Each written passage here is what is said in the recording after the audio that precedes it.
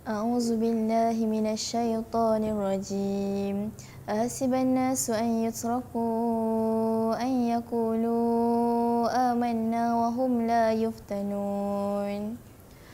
Patutkah manusia menyangka bahawa mereka akan dibiarkan dengan hanya berkata, kami beriman, sedangkan mereka tidak diuji? Surah Al-Ankabut ayat kedua. Bismillahirrahmanirrahim. Dengan nama Allah yang Maha Pemurah lagi Maha Mengasihani. Segala puji bagi Allah, Tuhan sekalian alam.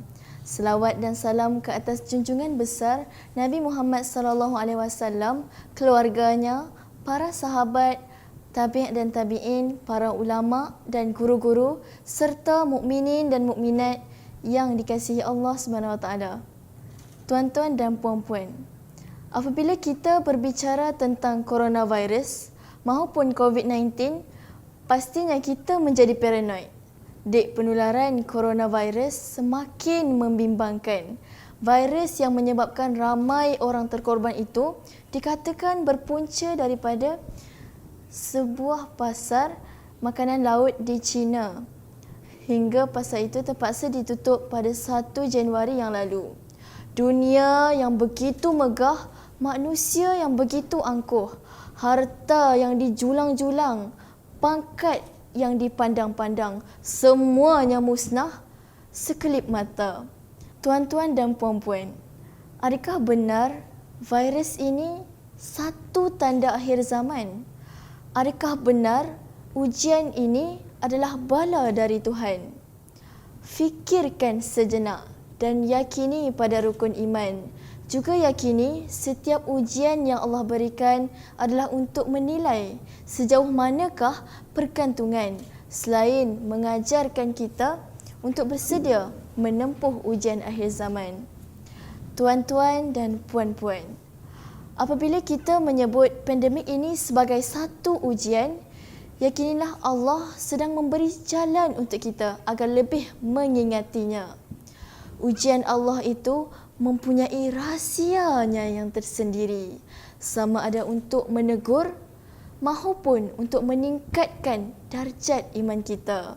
Mari kita singkap firman Allah dalam surah Al-Baqarah ayat 124 yang bermaksud, apakah kamu menyangka bahawa kamu akan masuk ke syurga padahal belum sampai kepada kamu ujian dan cubaan yang telah berlaku kepada orang-orang yang terdahulu sebelum kamu. Allah menguji seseorang bukan kerana Allah benci kepada kita, tetapi percayalah, Allah sangat kasih kepada kita. Hadirin sekalian, marilah sama-sama kita menggali hikmah pandemik yang berlaku ini. Selama ini mungkin kita terlalu mengejar duniawi sehingga kita terabaikan keluarga, tergesa-gesa beribadah dan kurang memikirkan akhirat. Ketika kita melalui fasa kawalan pergerakan, ramai sebenarnya dapat memperbanyakkan program ibadah dan mendekatkan diri kepada Allah Subhanahu Wa Taala melalui solat fardu secara berjemaah, solat-solat sunat, menghafaz Al-Quran, bertaubat, berzikir dan banyakkan bersyukur atas nikmat yang diberikan. Terutamanya adalah nikmat Islam. Tuan-tuan dan puan-puan juga dapat menjalinkan hubungan yang lebih akrab bersama keluarga. Solat berjemaah, makan bersama, membaca Al-Quran, menambah kemahiran insaniah seperti sikap prihatin, sabar, memimpin dan mengurus keluarga yang selama ini tidak sempat dilakukan bersama.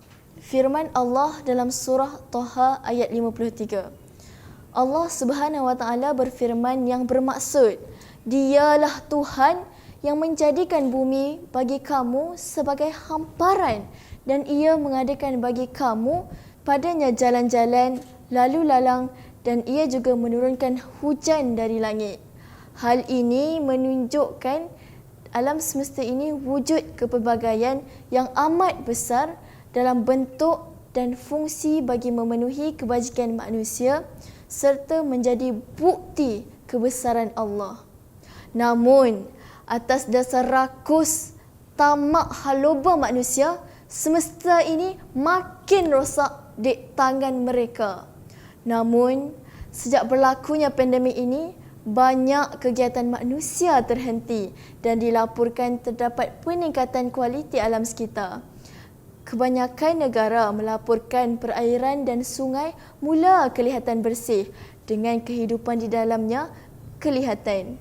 Senario yang sama turut berlaku di Malaysia, menyaksikan kualiti air sungai Kelang menjadi lebih bersih dan jernih.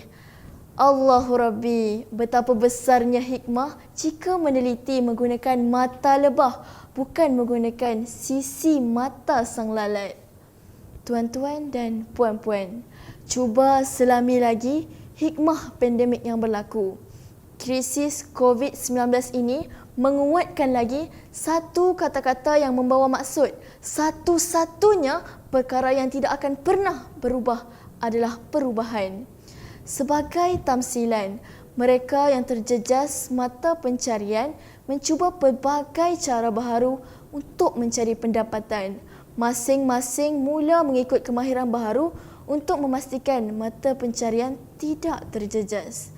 Guru-guru pula menggunakan kaedah pembelajaran digital dan atas talian untuk menyampaikan ilmu kepada anak didik. Situasi ini tidak menghalang proses penyebaran ilmu berlaku. Islam juga menyarankan kita menjadi insan yang kuat, hebat dan tidak goyah dalam menghadapi situasi kerana Allah adalah pemilik situasi. Bergantung haraplah kepada Allah. Hal ini membawa maksud bahawa setiap dari kita seharusnya bersiap siaga untuk menyesuaikan diri dengan jayanya dalam apa-apa jua keadaan sekalipun. Firman Allah Subhanahu Wa Taala, samakah orang yang berpengetahuan dengan orang yang tidak berpengetahuan? Surah Az-Zumar ayat 9. Hadirin hadirat, insya-Allah akhir kata, berdoalah kepada Allah. Allah lah tempat kita kembali segala masalah yang sering membelenggu diri kita. Jangan malu untuk merayu-rayu, meminta-minta, memohon-mohon kepada Allah Subhanahu Wa Taala kerana Allah sentiasa merindui kita. Sekian dahulu perkongsian daripada saya. Mudah-mudahan dapat memberi manfaat kepada kita semua. Assalamualaikum warahmatullahi wabarakatuh.